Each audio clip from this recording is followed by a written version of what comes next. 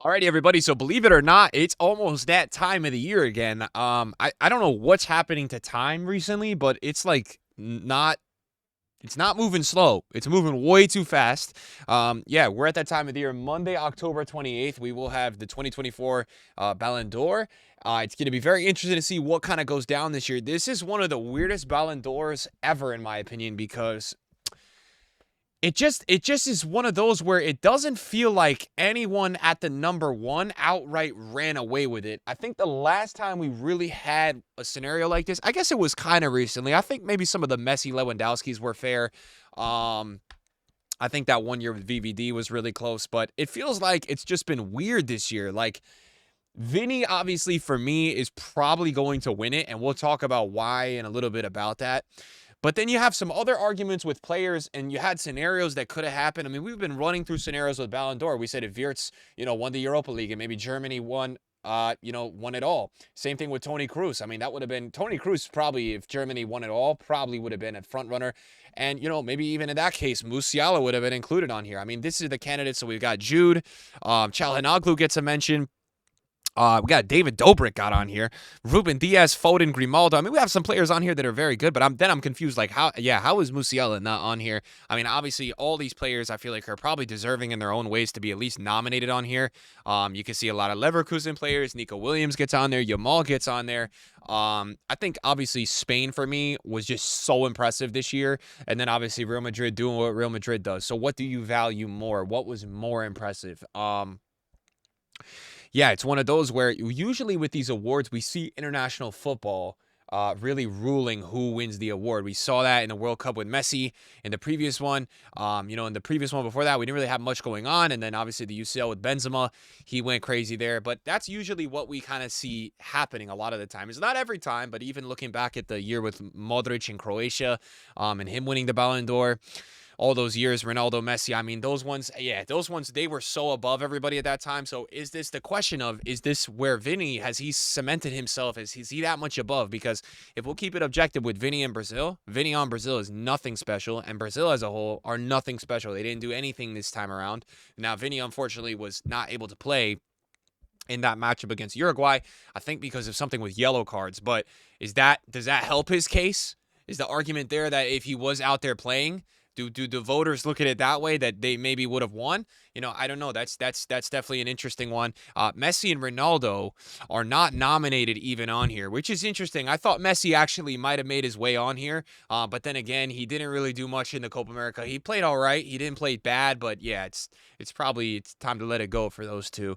And I was surprised too because Ronaldo had like 50 goals plus this season, but I think the voters do not respect leagues outside of that top five, right? It's clear to me to see that right here. So you got to be playing in the top five leagues really to get a modern day Ballon d'Or. So the top three candidates on this list, it's Rodri, it's Vinny, and it's Jude Bellingham. Now, Jude had an interesting scenario this time around because ultimately, if England actually won that game, Jude probably would be in the front runner. I'll be honest. And that's how much that importance of that match mattered. What he did going into La Liga in that first season and how he played throughout the majority, the clutch goal he had in the tournament, there would be a lot of people I think it would be a lot closer. And it's not that close, which is surprising to me, right? Because as good as Rodri was this season too, the betting odds don't really have Rodri that close. The betting odds have Vinny a lot higher than those two. What do you guys think of that? I mean, for me, obviously, my front three is definitely these three. I mean, I think these three are the most deserving of it. But is anyone ultimately like that deserving of it this time around? I don't know. It's a really weird Ballon d'Or this year. We look back at some recent winners. Messi won obviously previous year. Benzema, then it's Messi previously. I mean, you had that time where two of those Ballon d'Ors, right? The 2019, the 2021, and I'll say the 2020. I still don't understand. I know COVID, but like, why do we not have a Ballon d'Or that year? Just you can still give it out. I don't know. So that was an interesting one. Lewandowski was robbed in 2020, 2021. I think he'll always be upset about that. He should have probably had one of those years. And then obviously VVD in 2019 was really close as well. Then you got Modric in 2018, and then you got Ronaldo, Messi pretty much all the way back until 2007 with Kaká, which is one of the Kaká that season. I mean, oh my God. So yeah, it's going to be a new Ballon d'Or winner this season. I have a prediction here. And I don't know if you guys will like this prediction, but my prediction is that the Ballon d'Or winner this season, I don't think they'll win it again. I don't think if Vinny, Rodri, or Bellingham wins it this year, I do not think they will win it again.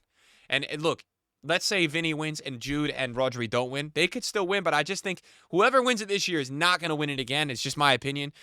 In terms of power rankings, goal.com ranked the power rankings here, and Vinny Jr. in 23, 24, 26 goals, 12 assists, 1 Champions League, La Liga. And I'll say this as well about Vinny, right? Vinny as well was really good in clutch games, right? Vinny was one of the clutchest players, and I really think that does help you in the Ballon d'Or voting. Playing good in these large games, not just piling up statistics. The voters do see that, so Vinny as well there. Obviously, he won the Champions League. Rodri had 12 goals and 15 assists, which a lot of people might be surprised seeing 12 goals. Won the Euro, Premier League, Club World Cup, and UEFA Super Cup. And obviously, they dropped the FA Cup final to United. I don't really think that would have cemented his Ballon d'Or. I think Rodri's going to do what he can do, and that's going to be the end all. And I'll say this for the award: the attacker is always going to get the benefit in the Ballon d'Or than the defender or the midfielder. It's just what it is. We don't see as many defender midfielders winning, especially in the modern game. And it's nothing against Vinny, because to be honest, if I were to give the Ballon d'Or to one player this season, I would say it's got to be between Vinny and Rodri. And if you did a heads or tails, I really wouldn't care who won out of the two. And that's why it's a weird Ballon d'Or this year. Jude Bellingham in third, 27 goals, 17 assists, 1 Champions League, La Liga, Super Copa. So, I mean, then we got Danny Carvajal, and it's just interesting because Carvajal is on this list just because of accomplishments, right? And if you look at the top 3 compared to what Carvajal has accomplished more valued trophies than the top 3. A Euro and a Champions League, right? And so he's in at 4, 7 goals, 8 assists, 21 clean sheets. 3 out of the top 4 Real Madrid players. 5, Lautaro Martinez. What did I just say? I just combined Martinez and assists.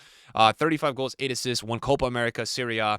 So nice trophies for him and a lot of statistics going from this year. And then Toni Kroos at 6. I'm fine with that. Toni Kroos was crazy. Mbappe this year, 52 goals, 21 assists, 1 League 1. The trophies aren't going to be good enough. The stats are crazy.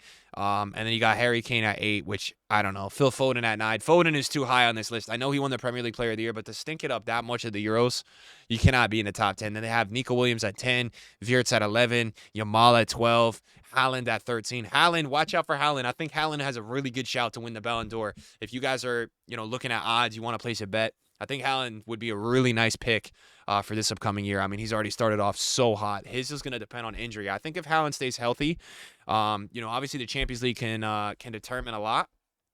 So you still don't want to sleep on what's going to happen there. Is Barca going to come alive in the competition? How is Madrid going to play? Is Mbappe or Vinny going to go crazy? That's the problem with Jude Bellingham, though, I think. I think the problem with Jude is that this was his season. It's going to be really hard for him to win the Ballon d'Or, probably playing with Mbappe and Vinny, because Mbappe has been a top 10 Ballon d'Or player for a really long time. I think at some point Mbappe will figure it out and break through. A lot of people are of the opinion that Mbappe already peaked. He's not going to be at that level. I don't know, man. I think Mbappe will figure it out. And I think, obviously, when you play for Real Madrid, Barcelona, any of those types of clubs, you are going to elevate your chance to win a Ballon d'Or so much more than PSG. And even Premier League teams, we've not really seen. Premier League has not even, I mean, VVD, right? It's because of what they accomplished probably in the UCL, though, right? So it's just tough. I mean, Man City is definitely the top team probably to help out, but it's tough with Man City too, because then you got so many talents at that team, and then only one guy is going to really shine. So Real Madrid is just so interesting because you got all these players from Madrid in this ranking, and then yeah. So betting wise, just want to kind of go through this with you guys. So betting wise, guys, this is where it lines up here. So, Vinny Jr. is a minus 225. So, look, I don't sports bet. I don't do gambling, right? But what I do know is that a lot of times the odds will really kind of tell you, if someone is really favored, it's tough for me to believe it's not going to happen.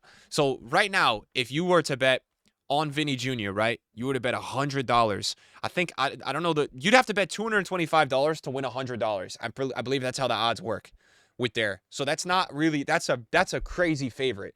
Rodri, if you bet $100, you would win 175 plus the 100 you put down if he won.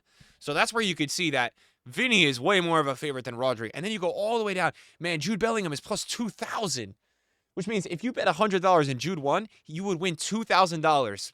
That's crazy. So really, the betting wise is telling us that there's only 2 chances for who's going to win here. And look, it's interesting because Vinny is a lot more favored than Rodri, but I don't know what's going to happen because I don't feel like Vinny really ran away with this trophy. I think he will win, but I'm not going to be super surprised. I'm not going to be super shocked if Rodri ends up winning this trophy. So I don't know. It's an interesting one. Who do you guys think should win this trophy this year and why? Again, I hate being that guy that's not going to give you an opinion, but I really don't know like who is more deserving out of the two. I mean, I would maybe just slightly say Vinny, slightly for the performances he had in the clutch matches. I mean, I think he was a huge reason. But then, we even say, okay, Jude Bellingham was a huge reason they made a lot of those runs. I don't know, man. It's such a confusing year. What do you guys think about the Ballon d'Or? This is the official list. Yeah, guys, thanks for watching. I'll see you guys in the video later. Peace.